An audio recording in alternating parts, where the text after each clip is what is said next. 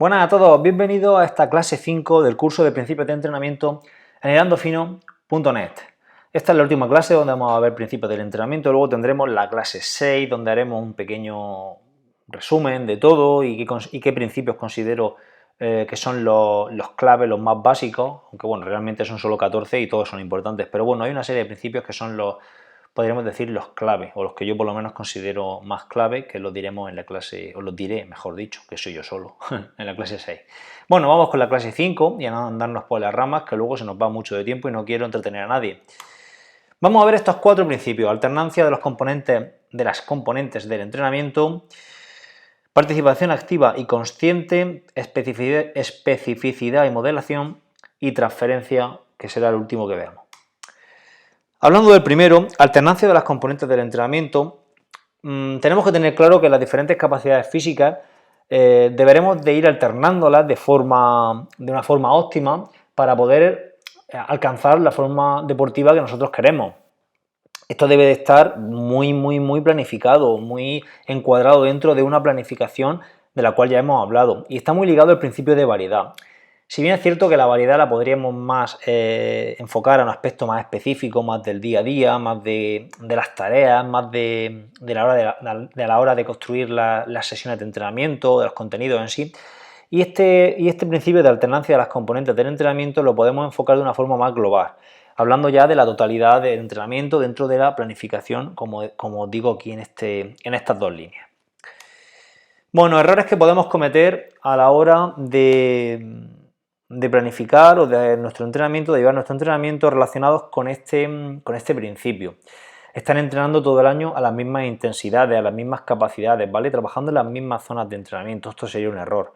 No planificar esa variación de las componentes, saber cuándo en el periodo general, por ejemplo, o en el periodo preparatorio, mejor dicho, tenemos que trabajar quizá de una forma más aeróbica, en el periodo específico de una forma más intensa. Bueno, pues todo eso, si no lo planificamos, pues estaríamos incurriendo en un grave error. Luego también sería un error no tener en cuenta el desarrollo de una capacidad física para introducir otra. Las capacidades físicas, y depende también mucho del deportista, de su nivel y de su experiencia, se van a ir solapando unas con otras, es decir, el desarrollo de una se va a producir una vez que hemos desarrollado la anterior, ¿vale? No tiene mucho sentido empezar a entrenar a un deportista novato un entrenamiento con carácter anaeróbico, si previamente no hemos trabajado de forma aeróbica durante largo tiempo, ¿vale? Entonces todo eso hay que tenerlo en cuenta.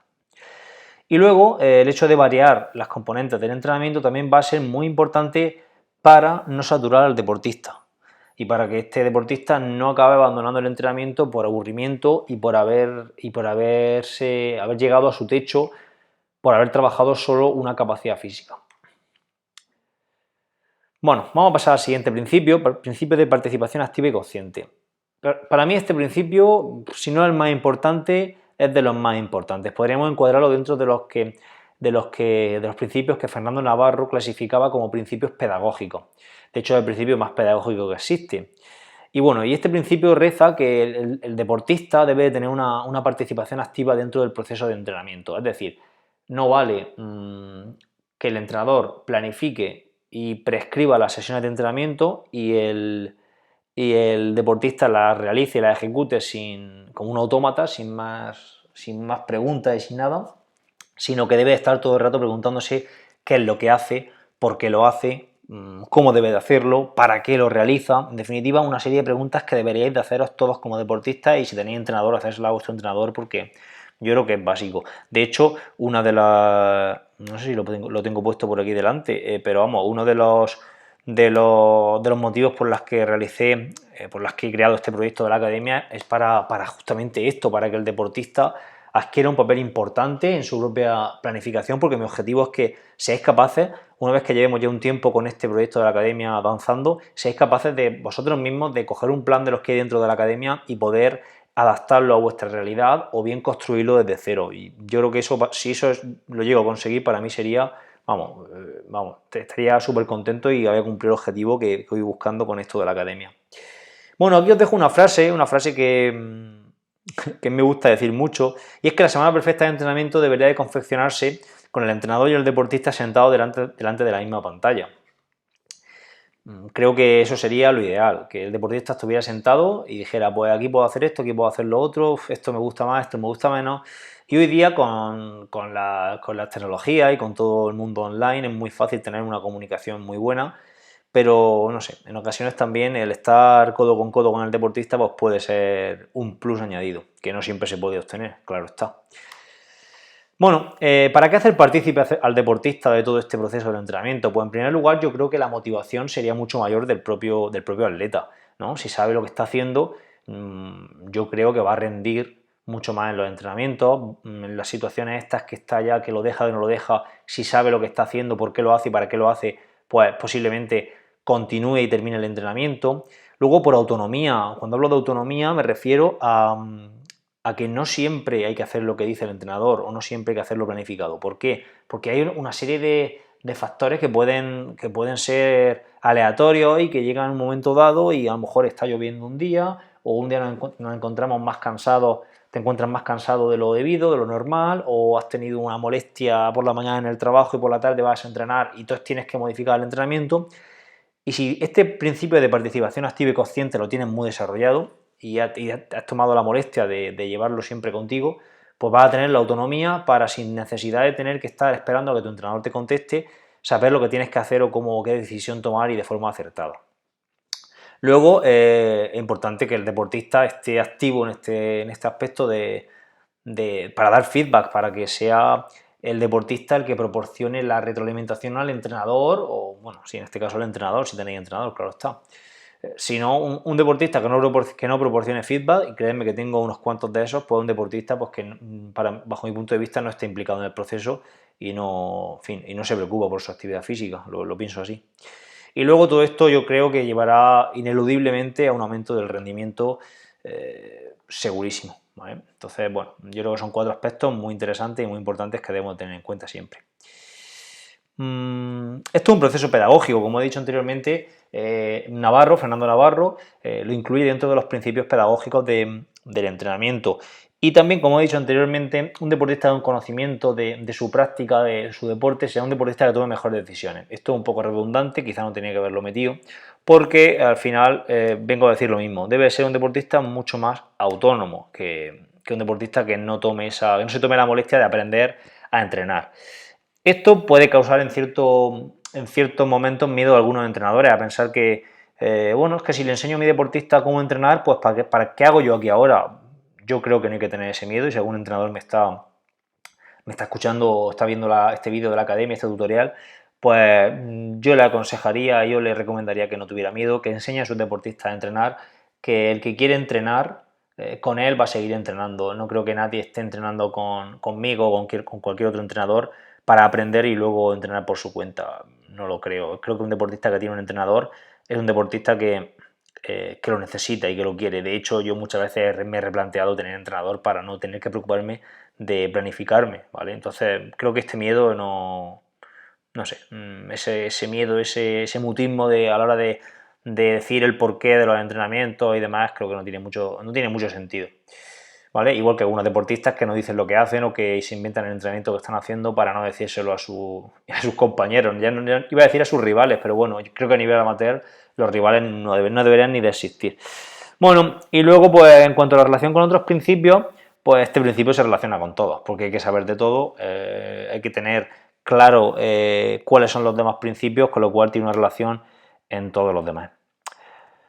Bueno, vamos a pasar al siguiente principio de especificidad y modelación. Este otro principio que considero muy básico, puesto que sin un entrenamiento específico no vamos a poder rendir al máximo rendimiento que queramos en una especialidad en concreto.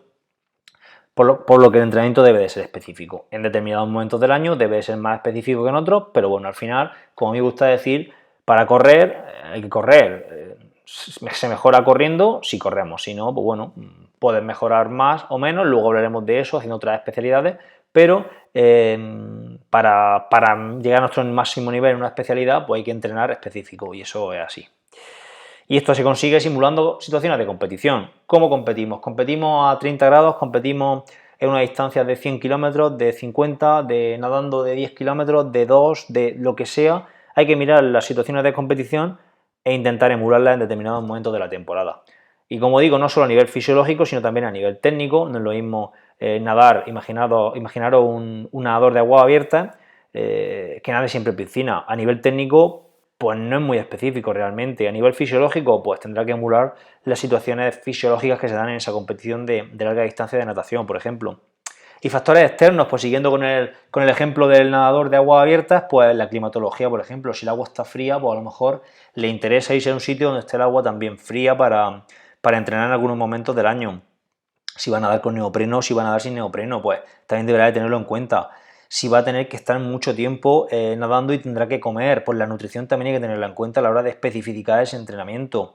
Si, por ejemplo, es un deportista que va a competir en altura, pues a lo mejor le interesaría hacer alguna concentración en altura, aunque bueno, esto también es algo ya demasiado quizá de alto rendimiento que se sale de los objetivos de este tutorial, ¿no? Pero bueno, que lo tengáis en cuenta que hay factores externos que también hay que emular.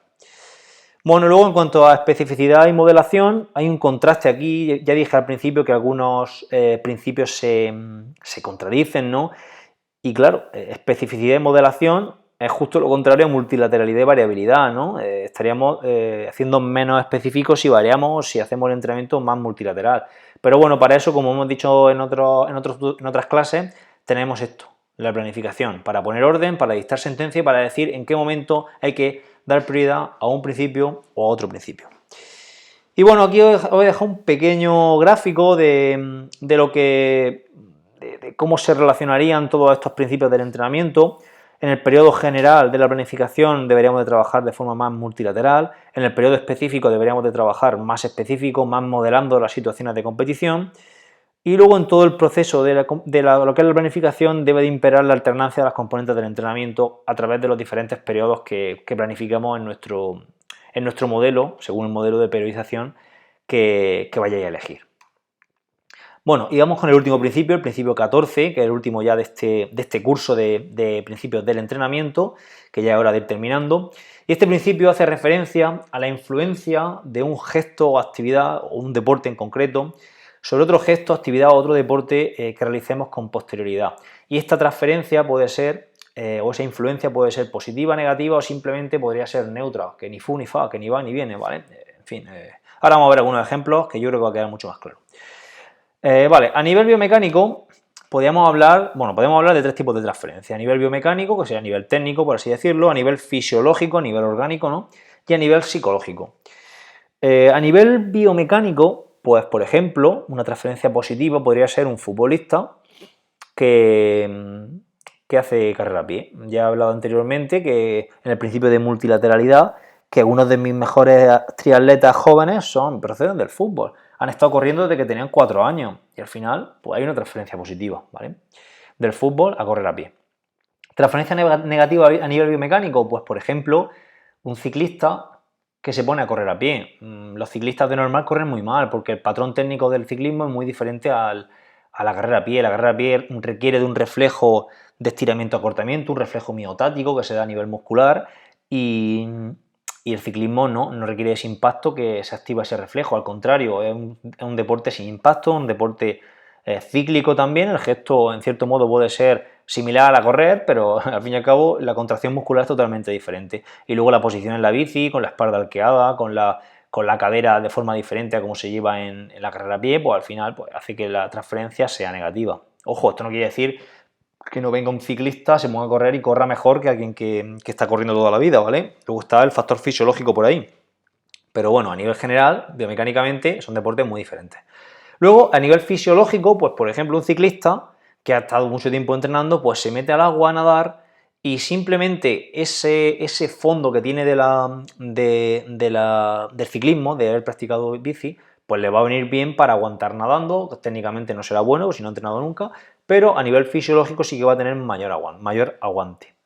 Luego, a nivel psicológico, por ejemplo, una persona que tenga un estrés laboral importante, no sé, imaginad un controlador aéreo o una persona que se someta en su día a día a un estrés muy grande, que tenga mucha responsabilidad, pues yo creo que esto me lo he inventado yo, no lo he leído en ningún sitio, pero lo creo a pie juntillas.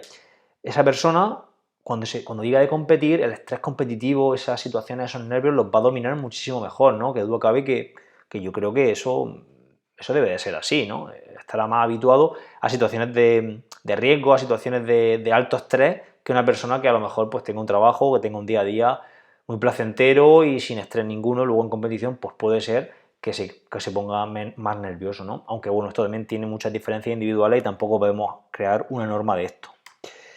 Y bueno, esta clase ha sido mucho más corta. Estos son los 14 principios de entrenamiento que quería dejaros aquí.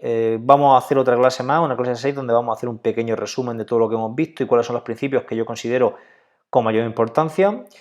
Y nada, nos vemos en la siguiente clase. Hasta entonces, adiós.